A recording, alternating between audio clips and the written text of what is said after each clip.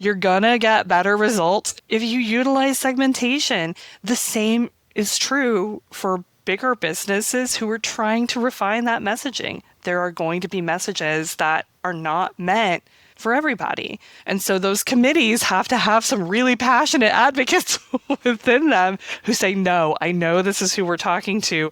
Put yourself in their shoes. I'm Nicole MacLean, and this is Content Matters, created in partnership with Share Your Genius. This show is your digital partner for filtering the trends and focusing on the content that matters most, creating connection that drives results. Let's cut through the marketing chaos together. My name's Amanda Salem. I'm the director of content marketing at Constant Contact. I think most people know us as an email marketing company. In fact, we've been in business 30 years this year and did start in email marketing. But I think everybody knows, right? The marketing landscape has changed and added a lot of things in the digital sphere. So things like SMS and automation and things of that nature are also in our wheelhouse, social media, all of those things. So now have grown up in 30 years from an email marketing company to a digital marketing company, particularly specializing in small businesses. Okay, first of all, happy anniversary. This is so exciting. 30 is that's so and crazy that we're at the point now I feel old that email marketing can be 30 years old or like a dedicated tool for it. Where I felt old was we were celebrating our 30th at kickoff this year, and they asked everybody to change their profile pictures to that year. And then these like full adults who I work with, and I'm aging myself here, right? So these full adults that I work with are like, maybe I have a baby picture. And I'm like, okay, here's a picture of me in my marching band uniform from high school. So you're welcome, you know. That is savage. No, we should, that's so mean. I mean, it's a cute idea for your team, but also we don't need to think about where we were 30 years ago. Absolutely not. Because how many like Gen Zs do you have? We're like, I don't have a picture from 30 years ago. Enough that I felt like crawling into my own grave preemptively. Exactly. Well, that's okay. You know what? 30 years of experience, 30 years of knowledge that Constant Contact's bringing to the market.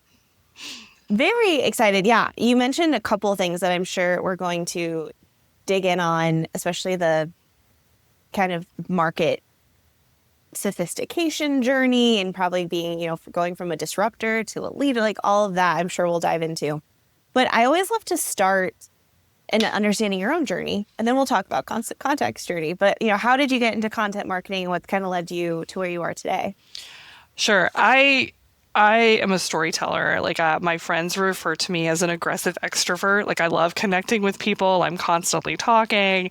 And when it came time for me to go to college, I was so gung-ho about being a music education major. And as you're in Indiana, Yes. surprise to you that you all missed that Amanda's originally, we had a lot of prep on this, but Amanda's originally from Indiana, which is so fun. So we share that. Yeah, so I now I'm telling tales out of school, but I decided to go to Ball State University, and I went full in, chirp chirp. I went full in, and then I said, "Oh my gosh, I'm not sure that I want to do this." And so I asked everybody, between accepting at college and going to orientation, what should I do? What am I good at? And somebody said, you should go into journalism. I think you'd be really great at that. Ball State does have an excellent journalism school. Just throw that out there. The synergies that fell into place that sort of allowed me to, thinking about making these decisions when you're 18 is so chilling now that I'm an adult. And the fact that the universe sort of gently guided me into this spot where the journalism school was incredible, and I pursued a journalism and public relations degree with a creative writing minor, and just really kind of locked into place and felt like everything was clicking along. And right out of college, I joined a small PR firm and just really fell in love with that content, that writing piece of it. And at that time, again, aging myself a little bit, content marketing wasn't really there yet. There were those elements of storytelling, but in terms of how companies were communicating themselves at that time, it was still very, here's what we do, here's what it costs, like, here's what we give you. And we weren't educating customers or things like that. And so it really, over just the course of time, from job to job to job, seeing more and more of those opportunities to tell those stories and to write more and to get more into content started to grow as marketing evolved. And at some point, it just flourished into this like real cohesive role in content marketing, doing things like blogs and infographics and video scripts, and really the heart of it being in educating the customer. I think really where I hit my stride was I was working at Staples corporate headquarters for their B2B division. No one ever said like, I really feel like I hit my stride writing a white paper about Staplers. bathroom paper products. And yet truly, they were, that was kind of the moment. And so that's how I got where I am. And there's something really incredible about being able to take a topic about a service or something and thinking about it from the customer's point of view and saying, what is it that they care about? Why are they even thinking about this? That's kind of the motivation. I just love it. I love everything about that. So I also went to state. Sorry. I love this. I love so listeners, you're just by me. Like this is friendship blossoming right now. That's actually what you're Perfect. putting on this. Similar, I was undecided going in, and I had a very lovely teacher who literally dragged me to the guidance counselor and made me take a marketing class. I said, I love, like, this is what I want to do, and changed to marketing before I started, and the rest is history. It's that synergy. It's the universe again, like gently guiding you into the place where you can or provide the most not. impact. It was not dragging gentle. you. You're like, it wasn't gentle. Let's be real here. But yes, maybe for the universe, it was gentle. Well, and I think something you said that's so poignant right now is AI. Google recently, at the time of this taping, it was like 2 days ago when this comes out, maybe a couple weeks ago, is talking about everyone's going to be in AI. The future is completely different. And of course, there's even more scare tactics on LinkedIn being like, content's dead, SEO's dead. What are we going to do, marketers? And I feel like we've lost where content marketing came from, which is exactly what you just said. Realizing that we're not shoving sales messages down people's throats. We're trying to educate. We're trying to relate to our buyers and build a relationship and be credible. Yes. And just because AI is now a new channel and AI is 100% changing the game, I almost feel like we need to go back to our roots of storytelling and remember, why did we start creating content in the first place? Yes. And now this is just another channel to think about how that's going to be impacted by it. It's interesting that you mentioned this. I don't think there's a content marketer who's practicing today who's not constantly either being asked about AI or thinking about AI and its impacts. We even talk to our own customers. So we do research a few times a year called Small Business Now. And a few years ago, we polled our like a sort of a body of small businesses and said, what are your thoughts on using AI in marketing? And small numbers, they were all like, what? Why? Who's got time? I'm scared of that. Whereas this spring, we asked the same question. 72% of small business owners said they planned on using AI to help with their marketing this year. But there's like a key word in there, and that's help with. And so, obviously, Constant Contact does, have some AI content generation tools and campaign generation tools. And the idea of that is always to help get off the blank page. Not all of us love sitting down in front of a blinking cursor and like tackling that challenge. And there are days when even I don't have it in me. And so using AI for that spark of an idea or to help you get that cursed word off the tip of your tongue and onto the page because you're like, I know there's a way that I wanted to say this. Those are the places where I think it can provide real value. What it can't do is know your customer and know your customer inside and out. And so, as you said, when you're really thinking about the reason we got into this in the first place, which is, what is your pain point?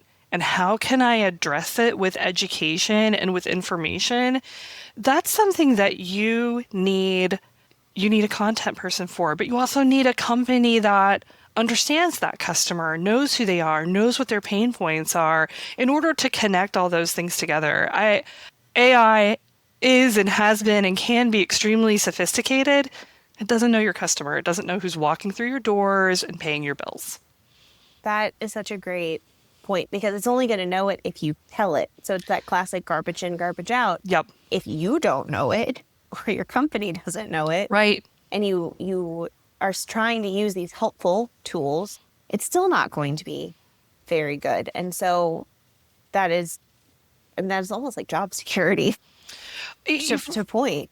For sure. And particularly, again, because my company, Constant Contact is dealing with small businesses who are so unique and so diverse, and all of their stories are so incredible that emphasis is really on use these tools to save you time so that you can keep doing what you love, but it doesn't replace your story or who you are. And so just continually help it. But again, that's an education opportunity. So part of what we do is educate our customers on how do you use AI in a way that you can still be yourself, represent your brand? How do you use it to provide inspiration without, to your point, taking away that uniqueness, that security, that spark of who you are?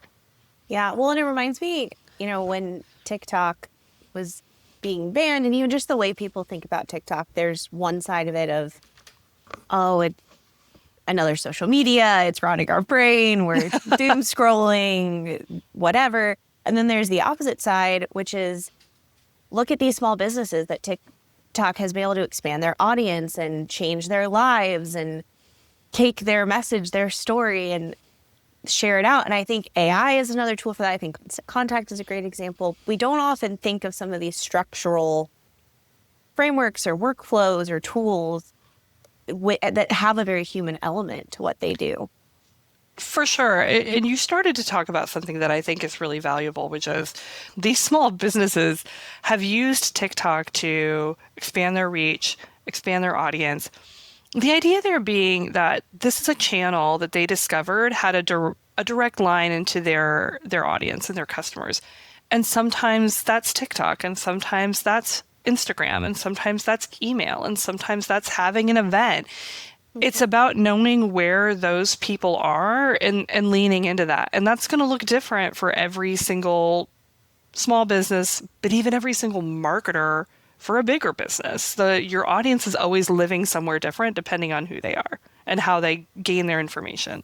So speaking of marketers and her audience. Sure. Your audience is small business owners, marketers. Is it primarily small business owners, or is there kind of this balance between the two? We do have a partner program where we service larger organizations. Think about things like franchises where it's a headquarters, but with a lot of smaller businesses beneath it. So still kind of serving that small business, but the real core of our business is around small businesses. And the majority of people that we're communicating with aren't marketers. They're people who have taken their passion and turned it into a profession, and marketing is something they have to do. And I will tell you, there's a challenge inherent in that because we're marketers. We know the lingo. We fall back into it, whether we mean to or not. And when we're talking to these small businesses, this goes back to what I was saying about putting things into your customer's voice. This is something that I'm constantly challenging my team to do, but also myself, because it's really very easy to start talking about marketing as a marketer. And you forget, oh my gosh, I'm talking to somebody who's not a marketer. And I need to kind of bring this back into the way they talk about it, the way they think about it, the things that they're worried about, the benefits that they're trying to get. You just said the things they're worried about, the things that keep them up at night. That is often so much great fodder for messaging, for content ideas, for campaign ideas. And I don't remember where I heard this, but someone said that if you can articulate your prospect or client's problem better than they can, you will earn the business because they trust, because they feel heard, they feel seen, they feel like if you can articulate the words out of my mouth, odds are that you probably figured out how to solve it if that's, the business you're in. And they want to feel understood. Okay, end of podcast. 14 minutes. We've got it. Great. Done. Content marketing, your customers want to feel understood. Truly, that is at the heart of it. And it's harder than it should be sometimes. I think some of that comes from the death of messaging by committee. And especially I'm curious how you guys handle this, because there is something so special in being that startup or small business or even mid-market where as a content marketer, you can infuse a little bit of your voice to it. You can be close to things and really drive that. And as you get more systematized, larger, needing to enable people, which, it's kind of important as a marketer, I guess. I do think you lose a little something and things can get watered down. And then suddenly you feel like you have this great perspective. You understand a pain point, an objective. And then suddenly all these people have opinions, and it went from being like, kind of like, I'm gonna punch you, like that was good, to being like, oh, that was like a little flip. Yeah. It loses the punch. I'd like to add to that, and you've helped to provide some context for something that I've been talking about a lot lately, which is the idea of committing to an audience. This isn't a constant contact problem. This is a marketing problem that I'm articulating, which is that companies often want to talk to everybody at once. And so that messaging, to your point, becomes so watered down because we're so afraid to lose a segment of the audience. And it's interesting because I think of all the types of companies to name here, fast food restaurants and heavy retail brands, at some point they figured that out, right? So they started really talking to very specific audiences. And sometimes it seems extraordinarily off-putting to other people, but they decided at some point, you're our audience, and if you don't get it, then it's not for you. And there's a certain amount of bravery behind that does make the message land a little harder for the people who do get it. And so I think that it all goes back right to that identifying your customer, but being as hyper specific as you can be so that you can speak directly to that person. And today maybe I'm talking to you, but maybe next week I'm talking to somebody else. And now that one's not for you, it's for them. I think there's an ability there to kind of get that punch back. But Segmentation. Oh my gosh, right? This is something we educate our customers on all the time. You're gonna get better results if you utilize segmentation. The same is true for bigger businesses who are trying to refine that messaging. There are going to be messages that are not meant for everybody. And so those committees have to have some really passionate advocates within them who say, no, I know this is who we're talking to. Put yourself in their shoes. I do feel like I have to make a confession because we talk about ICP a lot on this show. And I agree with absolutely everything you said. Transparently, internally, I'm having the same fight, except I'm on the other side where everyone on the leadership team, our CEO is like, Nicole, I need a documented ICP. I need to know who we're saying no to. And there's a bit of like, it's in my head, trust me. And a bit of like, but that's not fair. It should be documented, and like, totally get it. Again, we're being real and honest. Sure. There is a piece of me though that I think I felt this in every role I've been in marketing, is I think everyone wants a nice, pretty ICP that's like, I'm targeting, and no offense to fast food, like I think there is a cultural or psychographical piece to some of them, but it can sometimes be like, I want the 18 to 26-year-old man, like Taco Bell. I just picture like, of course, 16 to 30-year-old men. It's just a pretty like industry title, demographic, size of company. Cool. That's our ICP. That's who we're talking to. And what I have found in every company I've worked at, it's less important what those are, and it's more important that the person buying or that the company aligns philosophically with your product. One of my first jobs was working in HR tech, employee engagement. The number one deciding factor on whether or not that was going to be a good client for us is whether the CEO believed in people. And I can build messaging to that. I can't build a list off of that. Right. You can find communities, you can try and find places you think that mentality will be, but it's hard. You want to say, well, we're only serving this industry, so I'm going to go to all those conferences, and I'm going to go to all those communities. And I think where I just struggle transparently is like, I just think when people say ICP, they want the easy checkbox of demographics. And what actually makes the messaging interesting and helpful is the psychographics. Yeah. And that's way harder. And I feel like it doesn't often get people what they think it's going to have this ICP. But I don't know. I mean, yeah, I'm still struggling with it. I'm trying to figure it out. So that's why I'm just being honest. I love this. Okay, so like I could talk shop all day long. This is my husband says I'm insane because I like to give interviews and I like to go on interviews and I like to have these types of discussions because I could talk shop until Yes. Well, this is, I think, how you get better. For sure. You started to tease out something that for my team is very important, which is the psychographic piece of it. What's driving these people? What are you thinking about? What are you looking for? And so my team talks to a lot of customers. We do case studies, we do testimonials, we do things like that.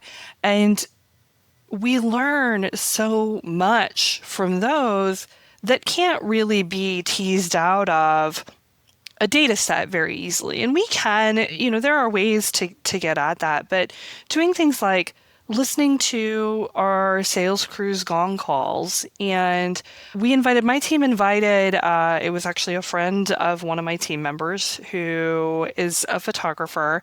And this is a woman who wasn't interested in our product and in fact had tried other email marketing products and kind of bounced off of them.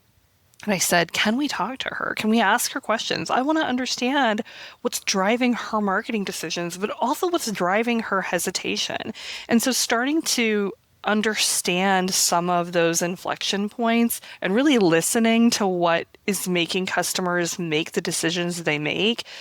No, you can't like put a slide together around that. Selfishly, what you can do is create some really great content from it, which is a little harder to disseminate across an entire org as a rallying cry.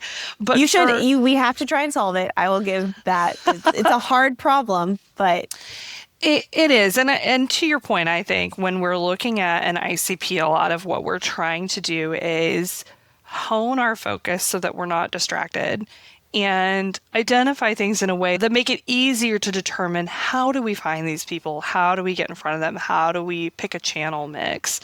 That's totally fair. And this is going to sound like the most self-serving message in the world, but some of how you do find those people is in the types of content that they're engaging with. I can't identify whether you're a CEO who cares about people based on your age, your title, and your zip code. But I can tell if you're a CEO who cares about people if I know that you've been reading about employee engagement and the importance of company values, and that you've, downloaded a white paper about how more young people are selecting employers based on their CSR efforts. All of those things help me know who you are. So by the content that you're engaging with, I can start to really understand a little better. That does require casting kind of a wide net, though. So, and it is a little self-serving as a content marketer to be like, hey, you can put some bait out there and it might give you some info. Job security. Of course. I'm not going to tell you that. Come on. Right, exactly. As a sales and marketing leader, I'm always interested to hear about a team's tech stack. At Composely, we use Apollo with HubSpot to fuel our outbound outreach. My team loves it. It consistently provides accurate contact information and is incredibly user-friendly. If you're thinking about changing your data provider or just want to hear more about our experience, connect with me on LinkedIn or check out the link in the show notes of this episode. Improve your inbound, increase conversion, and keep your marketing database squeaky clean with Apollo. Are there any other maybe non-AI kind of challenges that you or your team are working through or recently solved that you kind of share with folks? Sure. I think one of the biggest challenges that my team often has is, I started to allude to this and I've kind of talked about it a few times. It's taking off our marketing hats and really truly centering ourselves in that customer experience. I can talk about social media engagement and I can talk about lead generation and I can fall back at it because, like I said, I love talking shop. My customers don't want to talk shop. They want to talk about how they have a guitar store. They have a corner store. They provide mediation efforts for people. These are extremely extremely diverse small businesses with extremely diverse concerns, but the one thing that most of them have in common is they are not big old marketing nerds like we are. And so Right, right. that's one of the challenges that my team is really tasked with kind of like keeping each other in check for. And I'll be candid, SEO makes that a little bit harder because if you're not talking about certain things in certain ways, then Google says, "Ugh, you must not You be don't an know what you're expert." talking about. Yep. And so it's a constant balancing act. I think that's one of the biggest challenges that my team has and that we're constantly kind of trying to check each other on. And I have an incredible team who is very willing. I've created an environment where they're very willing to check me, and I love that. That's what I That's want. amazing. I want them to challenge me. I want to be able to challenge them without them feeling like it's personal. And I could not be more fortunate for the team that I have. There's a lot there, which I think is great. You specifically mentioned something in SEO I hear a lot, and specifically with small businesses. So this is kind of a nice little Venn diagram of overlap with your experience. But the SEO, which is do I write kind of the basic foundational topics that my audience may not actually really read? Or maybe is it written for them versus the bottom of funnel content or the 501 level content? And I hear a lot, I think, from small businesses where you get the CEO who maybe still has some oversight into what's happening, and they see a blog go out and they're like, why are we writing this blog? Like, it's too 101. Our buyer's more sophisticated or whatever. And then they get frustrated and think that marketers or SEOs are not doing, like, you don't understand our business. Why would you write that? Because they don't understand the algorithm. And yet we also in the same breath say, well, don't write for the algorithm, write for people. Cool. That's super helpful. So what advice would you give, or how do you try to kind of walk that fine line? Man, this is rough. Let me first start by saying I understand and respect the value of SEO, of understanding the algorithm. We're in an inflection point on that, though, because the types of things that we're talking about that typically helped to power that are those, I have a question, I can answer that question. Now Google has sort of supplanted that, right? They've implemented this AI search overview. Everyone sort of panicked. Oh my gosh, where did all my traffic go? But there's a bit of self-qualification happening in that, which is if a small business just wants an answer to a question, of course, Constant Contact is happy to be there to answer that question. But those folks might not be ready yet. They might not be ready to dive into all of the vagaries of having an actual digital marketing tool. It's providing the content that both answers the question but engages. And what I mean by that is, yes, you can answer the question and you can appease the algorithm, let's say, which sounds a little bit cynical. But where's the value for the reader in that? Are we looking at things like explainer videos, customer testimonials within that, interactive content? Like, is there like a calculator you can use or a calendar that you can put to use? Is there something that I've provided you that helps you take the answer to that question and put it into action and blend it into part of your own strategy? And I think that's where you hit that sweet spot. You want to be visible to those folks. You're not going to see the same kind of traffic, but if the numbers aren't the people who really are ready for you and your product or service, are they the effort that you want to put in? Or do you want to find, you use the word Venn diagram, which I love, do you want to find the middle of that Venn diagram of people who need knowledge and who are ready for like the tools and services that you have to offer? And I would argue that that's the sweet spot. That to me is more important than what are your organic numbers looking like with no context? Yes, so much there. One, traffic has always been a vanity metric, and now it's just really coming to fruition. And it's our jobs as marketers to educate the rest of the company on why that is. And Right. it's not trying to save our butt. It's real. Yeah. You know, it really is a vanity metric. And then two, I think it just goes back to kind of this whole thing of the purpose of content marketing. Content marketing is hard. There was a period of time you could get away with just writing a bunch of articles and throwing it on your site and it was going to work. And now, to your point, I mean, there are so many ways you can find that Venn diagram. It can be do great explainer videos, be found on YouTube, and that drives them to the site, or have YouTube on the page. And so when they get there, they're more engaged. It can be a really good interlinking strategy and aligning everything to the funnel and the journey, having visual CTAs. I'm purposely trying to talk fast to say there's a lot you can do, and Yeah. you have to figure it out for your company, your buyer, what your strategy is there. But you can't just write an article and throw it on the site and expect things to work anymore. There has to be, again, something AI could probably help you with. You could give it your sitemap. It can maybe help guide you to where those things are, but you still have to be driving that strategy and overlapping everything together to get the same outcome that maybe you could a few years ago just by throwing some content on your website saying, I'm good. We're definitely not in like field of dreams territory anymore, where if you build it, they will come. And for a long time, for a much longer time, really, I mean, it's a very short time in that, right. When you look at it, you're like, wow, we kind of got away with this for longer than we really thought we could have, for sure. Yes. And I was just on an episode, so apologies for our audience if you hear me say this twice. But I do think right now, too, I just want to encourage marketers. I think you're going to have some people that are going to start reacting and saying, like, I'm done with SEO. I'm done with content. Google's dead. Like, why would we keep investing in it? Let's go build the next thing. And frankly, you should. We need to figure out which is next. We need to keep evolving. Things are 100% changing.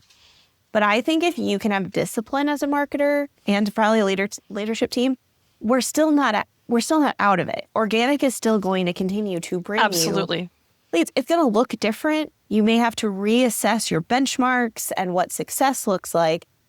But I actually think the ones who have discipline probably actually won't have as much of a decrease because other people are going to jump ship and you're going to take that share of voice. I think that's a really great point of view. And at no point has it occurred to me like, we should just jump ship. The reality is we should, to your point, I don't want to say like put your nose to the grindstone. It's about getting more refined. So now I maybe am not looking for the person who's asking how many words should be in my subject line. Maybe I'm looking at a set of keywords that is more refined, more niche, but really speaks more to a person who's sitting there going, oh my gosh, I need a tool to help me with this. And you're not going to see those like big, potential audience numbers, but you're going to reach an audience that needs you. And that's, I think, more critical. I also think it's extremely short-sighted to take a look at what's happened within the last 8 to 9 months and say, this is what it's going to look like forever. The way that AI responds and gathers information is going to change as well. AI's impact on itself is going to make some of these things change. Google itself is going to start to value things that are more meaningful, more engaging, that people are spending more time on the page of. I could be wrong about that, but that's my guess, right? That's my little crack at like the glass ball of looking into the future. It might not be that, but I think it's very premature for people to say, forget it, like content's a dead game. I'm going to spend all my time on social media, which, spoiler, social media is driven by content. So shocker. You can't get away from us. You heard sorry. it here, folks. Right. It is. Well, and I think part of what's going to buy us time is that there have been enough egregious hallucinations and people losing their jobs and flat out wrong things. This week has been a big one for that. What did I miss this week? There was a newspaper. I can't remember right offhand. I think it might have been a Chicago newspaper though that published a summer reading list, and a strong majority of the books on it, while they sounded quite plausible, did not exist. It just straight up hallucinated a whole bunch of books that I'm sure the authors they were attributed to are now like, okay, I wish I'd thought of that. Like, I read Taylor Jenkins Reid, and she was on the list, and it was a book about a reclusive like art collector. And it's not a real book. It's not part of her pantheon. You're probably lonely now. Right, exactly. Thanks for the idea. Exactly. Great. But it was a relatively large number. It was more than half the list was hallucinated, and I think other publications picked up it snowballs very quickly. It snowballs. And so I still think that while it's going to be harder, traffic's going to be harder, we still are going to want to verify. I still think that citing sources is going to be important. You still have the chance to show up.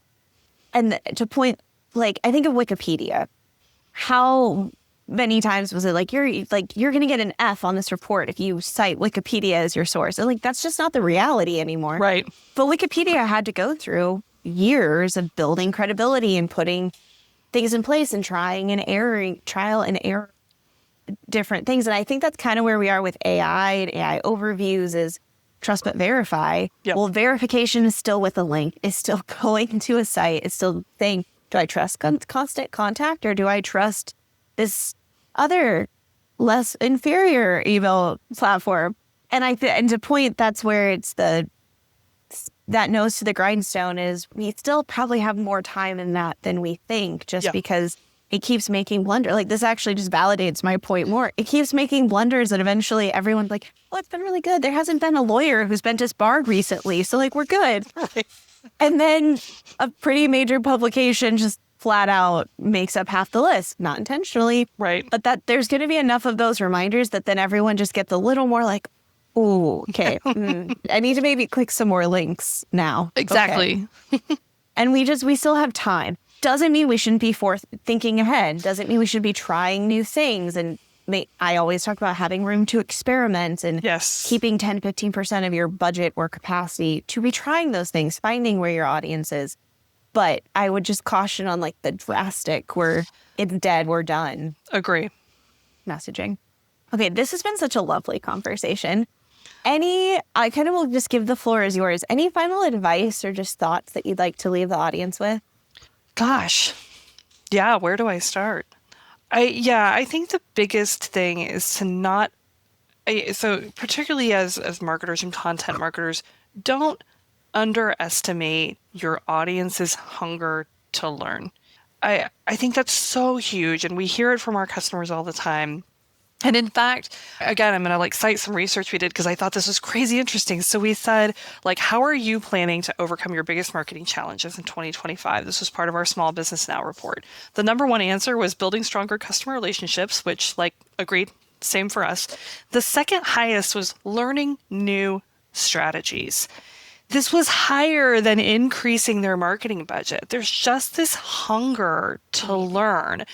And for us, that's specific, right, to how small businesses are marketing. But I don't think this is uncommon. I think that hunger to learn is across nearly everyone, depending on what their passion is, what their role is, what their job is. Again, it's down to those psychographic elements of what makes them tick.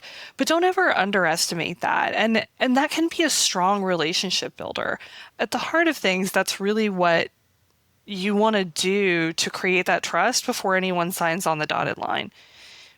When we talk about being credible, so you mentioned that, when we talk about being credible, when we talk about being an industry thought leader, when we talk about Constant Contact has 30 years of expertise, what all that translates into is I have knowledge that I'm willing to share with you, and you can benefit from that knowledge. And I just think that's a strong core for a relationship. It's a strong core for content. It's even a strong core for customer retention and, just ongoing customer relationships. It doesn't stop with a product or a service. If you can keep teaching one another, that's amazing. Ah, so good. And I think it goes back to if you can understand your target market, they want to learn. That's where the Venn diagram comes back again. Understand them. They want to learn, bridge that gap. And I think those are going to be the companies that really win over the next few years. I agree with that. And people talk about customer centricity a lot, but it means being a very good listener. So amazing. Well, speaking of that, you are one of our customers, so thank you for sharing. Hopefully we will listen and implement those things if we're being customer-centric. But truly, this was such an incredible conversation, and just thank you you're welcome to come back anytime and talk shop. So I had a blast. On your mind, I had a blast. Something on your mind, just call us up. Be like, it's time. I got another one. I have an hour. Let's get it in the can. Let's go. Thanks for listening to this episode of Content Matters, created in partnership with Share Your Genius. If you like the show, please subscribe, leave a review, and share with a friend. Otherwise, you can find all the resources you need to stay connected with us in the show notes. Till next time.